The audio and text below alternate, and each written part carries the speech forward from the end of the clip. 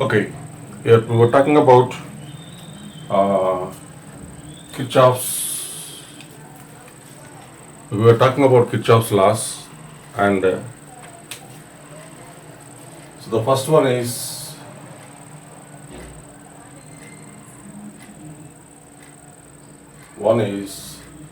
we call it, we just named it as the current rule, and the next one is uh, and this is also called as your junction rule, and other one is the voltage rule, and we call it as the KVL, and here we will be calling it as the loop rule. Okay, and just we understood all the things. Immediately, if we hear the word current rule or junction rule, what should strike in your mind? What should you strike in your mind, or what should come before your eyes? Is incoming current. Incoming current is equal to the outgoing current at a junction. So at a junction, incoming current should be equal to the outgoing current. Okay? Or the total current at the junction is zero. Simply incoming current is equal to outgoing current. That should come into your brain. Okay? Right. Kirchhoff's voltage law. As soon as you hear this, what should come into your brain? Or what should come before your eyes? It is sigma V is zero. That means in a loop means it's a closed circuit, mesh. So in this, the total V, the algebraic sum of V is zero. That means whether they are resistances or whether they are the cells or any components, there if a resistance is there, so just you will be knowing the current in it and the resistance of it. You will be calculating V using the formula IR, and if a cell is there, its V will be given, and so just if it, in a circuit so many these will be there, components will be there. If you just add these, you will be getting sigma V, and that should be equal to zero. So there are two rules. One is the Kirchhoff's current rule. The next one is Kirchhoff's voltage law. Kirchhoff's current rule says that incoming current is equal to the outgoing current at a junction, and the Kirchhoff voltage law says that sigma V is equal to zero. Okay. So in a closed loop, the algebraic sum of the V is zero. Okay. So, and here I told you about when easily you can go with this junction rule. And when you are coming to this Kirchhoff's voltage law, sigma V is equal to, I just told you the four things. Again, I will recall it here. Very, very important. And actually, these are actually the convention. That means what I follow and what I am making you to follow. Understood? If you go to your books, it may be in different manner. In some other books, they will be going with some other method. And here also you can take your own methods. That's not, I am not saying it is wrong. Because we follow a method, we follow a rule that should be followed up to the end. Okay, that should be, then only there will be no confusion. Okay, anyways, I am going with my method, and I am just suggesting you to just come along with my method. Okay, because it makes you easier to apply it for a loop when you are going with the second loop. Okay, when you are solving the complex circuits. Okay, right. The first one is, suppose if this is a cell, and if you are going in towards the negative direction, and this V, you will be taking it as minus V, negative V. Okay, so negative towards negative, it is minus V. And the second one is, when you are coming towards positive, it is plus V. Okay, this is the second one. And the third one is,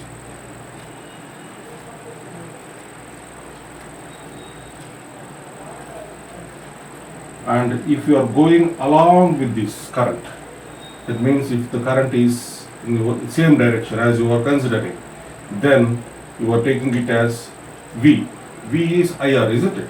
So same it is negative. Same is negative, so minus IR. And the fourth one, current is in this direction, resistance R, you are using the opposite, P, positive. So here we are going to write what is V. V is IR. So here it should be opposite positive, so plus IR. Just if you follow these four, it will be very easy for you, and you can easily apply this KVL for any loop or any mesh or any closed circuit to just solve a complex circuit. Okay, right. So just by using this, let's go with a numerical, and then you can understand it very easily. So here a circuit is given for you. Here look at two batteries of 7 volt and 13 volt. 7 volt and 13 volt, and having internal resistance 1 ohm. Just understand this enough. 1 ohm and 2 ohm respectively are connected in parallel with the resistance of 12 ohm. That means this is a cell with 7 volt 1 omega, this is 3 volt 2 omega. I think you know this is the internal resistance, small r, of a battery, right? And this is connected to 12 omega, this is external resistance, and these three are in parallel. So if we just make a circuit diagram here, the diagram will be coming like this: 7 volt, 13 volt, and 12 omega. Okay, and this is having this is 7 volt, 13 volt, 12 omega, and its internal resistance is 1 omega and 2 omega. So that's it. Now these are parallel. Okay, and here the directions are already specified here, and the currents are given. This is as I1, and this is as I2, and this is as I1 plus I2. It's already given. Okay, no need to forego with making a new one or some other things. Just applying here the laws, whatever we know. So the question here is, find the current through each branch of the circuit. Find the current through each branch. Current through each branch. Mean that it is I1 is how much? Here in this branch, what is the current? I2 is how much? And the third one is I1 plus I2 is how much? Okay. And the potential difference across 12 omega resistance. What is V across? V across 12 omega. So this is the numerical given for you, and this is the circuit diagram given for you. So how to find out this? This is by looking at this. This is a complex circuit. By looking at this, we will be coming to understanding that we have to apply Kirchhoff's rules. Okay, Kirchhoff's laws, right? So here already, so let us name the mesh, the loop or the circuit or the mesh here. So it is A, B, C, D, E, F. So now first let me take here. Here how many loops you can go here? A, B, C, D, A, B, D, C, A, one loop, C, D, F, E, C, one loop, and A, B, D, F, E, C, A, complete the outer one has 3 loops. So here, if you look at that mesh here, or the loop here, the complete circuit here, we can make 3 loops. If you are going to take 3 loops, it means that you are going to get 3 equations. By using these 3 equations, you can solve the 3 equations and get the value of I1 and I2. Here we have only to find I1 and I2, isn't it? So if it is 2 things to be required, we can simply go with the 2 loops and we can solve it. Okay. So now coming to the first loop here, A, B, C, D, A. So when you are writing a loop, with whatever it is starting, it should end with it. Okay. Of course, if you don't write it, that doesn't matter here. But to make, you may be understanding, but other person who is looking to your solution, he has to understand it easily. So better maintain this. So A, it should end at A. Okay. In between, if something is there, if you go wrong also, it doesn't matter, because this will be pushing that aside. By looking at this itself, just directly everybody, an idiot also can understand that he wrote a mesh or a loop. Okay, right. Now we have taken a mesh here A B C D A B A B. So look here, I just made a mistake here, but no idiot recognized this. A B D C A like that happens. Right. A B D C A. It's a loop now. Now for this loop, I am going to apply. I'm going to apply this Kirchhoff's current law. The only thing is I can go with KVL. So now starting from this, I am moving in this direction. I am moving. If you want, you can move in the opposite direction, but follow the rules. Okay. Now I am moving in this direction. Look here. This is the component here, and first I am considering cell only. Only. Okay. So now here the cell is of 7 volts. EMF is 7 volt, and I am moving from positive to negative, so it is -7. Okay, right. And next I am considering its resistance. And what is the current? I1. Resistance is 1 ohmega. Resistance is 1 ohmega. I is I1. So V is equal to IR. So it is I1 into 1. So the current is in this direction, but I am moving in the opposite direction plus IR. So plus 1 into I1. Now just coming in this direction here, I found the component as here first the resistance is there 2 and the current is I2, but the direction is same. So -2 I2. And I'm moving from negative to, next I'm coming to cell, negative to positive plus 13. So in between C and A nothing is there, so we write it as 0. So what I got it here now, first I will write it as this as 1 into I1 is I1 minus 2 I2 minus 7 plus 13 it is plus 6 minus 13 plus 6 only, so it is plus 6 and it is 0, so I1 minus 2 I2 is equal to minus 6. So I got an equation here. And coming to, so from one loop I will get one equation. This is for sure. One loop, one equation. And coming to the second loop here. What loop I can take here? Any loop. So let me take C, E, F, D, ending with C. Okay. Now I am coming in this direction. CE, no component, and EF, only one component is there, that is 12 ohmega resistance.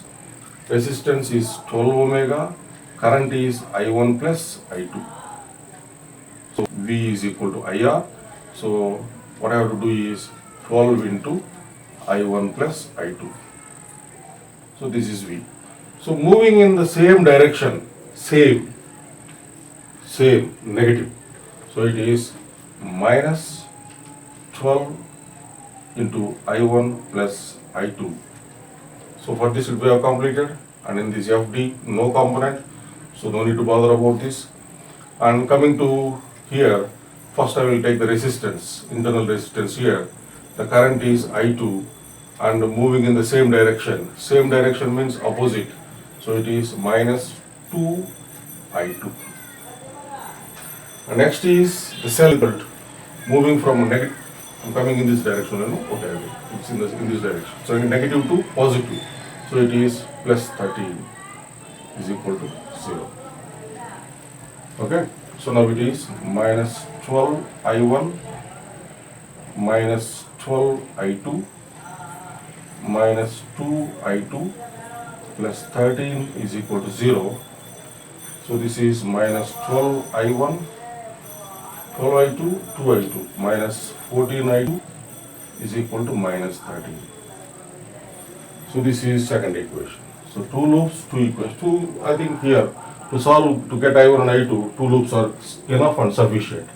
So now it is I1 minus 2i2 is equal to minus 6. And the next one is minus 12i1 minus 14i2 is equal to 13. And if you solve this, is equal to minus 13. So if you solve this, you are going to get the values of I1 and I1 and I2, as you know, as you do it in mathematics. The simplest way is you just multiply this with 12. You'll be getting 12I1, and this is 12 to the 24, 24I2, and 12 6 is 72. It is minus 72, and here it is minus 12I1 minus 14I2 is equal to minus 13. Just add this. So we're going to get it as minus 38I2 is equal to 85 minus 85, and I2 is equal to 85 by 38, so many ampere. This is the way, easiest way to just complete the equation. So if you get I2 and if you substitute this in equation I1, you will calculate, you will be getting I1. So if you got I2, I1, and if you add those two, you will be getting 1. And what is the current, what is the voltage across 12 omega? What is the voltage across any resistance? V is equal to IR. What is I here in this case? I1 plus I2. So it is I1 plus I2 into 12. So that gives you answer. Okay. So this is the way how to look here.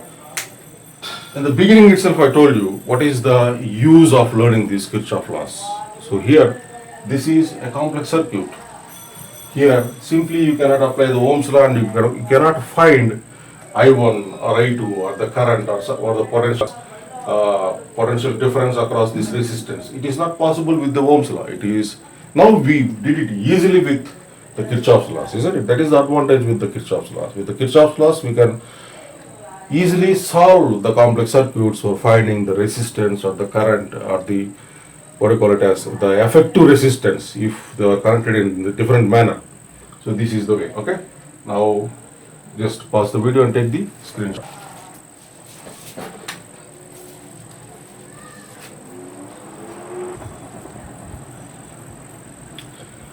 Okay, in the previous problem, you understood how to apply Kirchhoff's laws, and there you missed applying.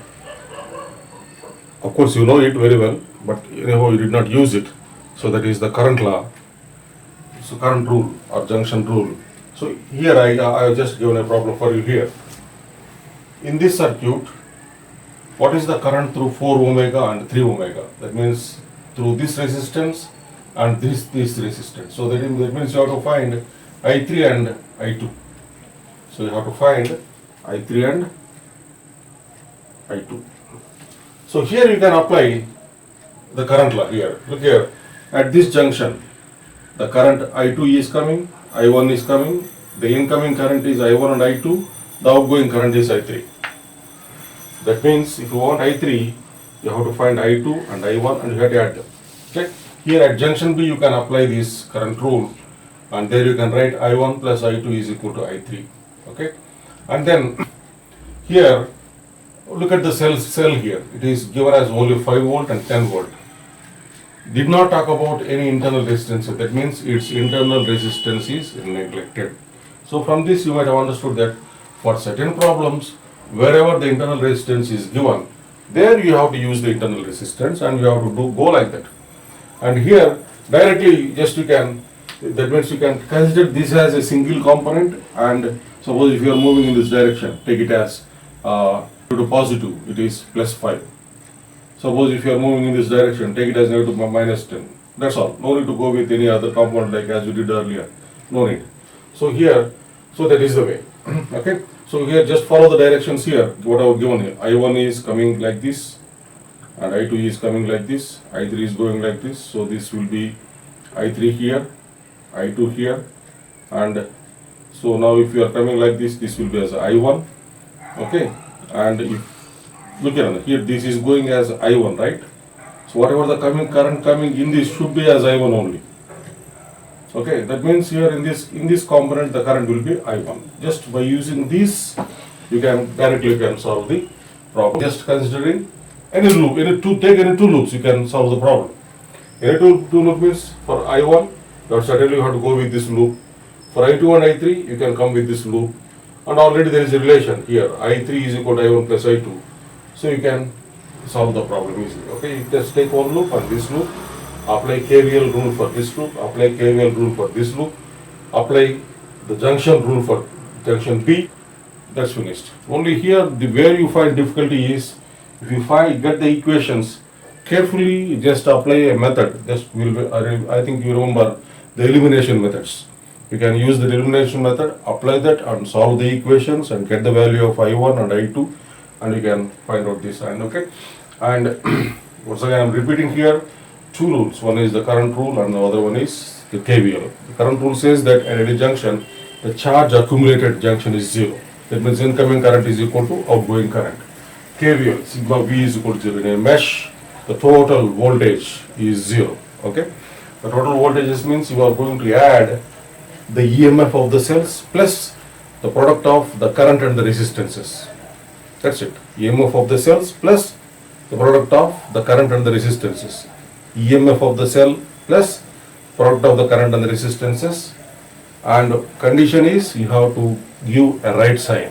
For giving the right signs, as I said you, here are my 4 rules, what I said to you to just go with this KVL. Okay? Positive to negative, minus V. Negative to positive, plus V. If the current direction is same, minus IR. If the current direction is opposite, plus IR. It's enough. Okay? You can solve any bigger complex. Tomorrow we will go with some other bigger complex circuits and whatever it is. Okay? And see you in the next session.